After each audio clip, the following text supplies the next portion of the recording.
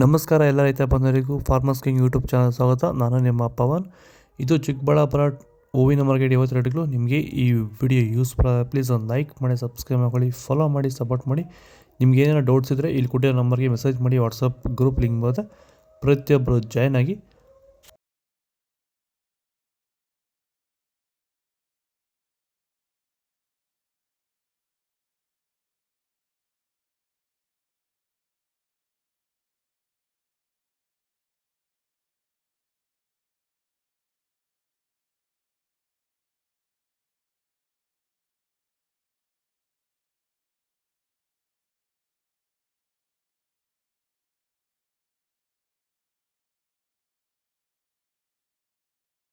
Sir, ಈಗ ನೀವು ಈ ಸೇವಂತಿ ತೋಟದಲ್ಲಿ ನೀವು ವಿಲ್ಟ್ ಯಾವ ರೀತಿ ಕಂಟ್ರೋಲ್ ಮಾಡ್ಕೊಂಡು ಬೆಳೆ ಬೆಳೆದಿದ್ದೀರಾ ಸರ್? ಈಗ ಸರ್ ನಾವು ಯಾವಾಗ ರೆಗ್ಯುಲರ್ ಆಗಿ ವಾರಕ್ಕೊಂದ್ಸತಿ ಪ್ಲಾಂಟ್ ಎಲ್ಲು ಮತ್ತು ವೈರಿಗನ್ ಅದೊಂದ್ಸಲಿ ಇದೊಂದ್ಸಲಿ ಕೊಟ್ಕೊಂಡು ಯಾವುದೇ ರಾಸಾಯನಿಕ ಗೊಬ್ಬರ ಕೊಡ್ದಿರಾನೆ ಫಿನಿಶಿಂಗು ಎಲ್ಲ ಚೆನ್ನಾಗಿ ಬಂದಿದೆ ಸರ್.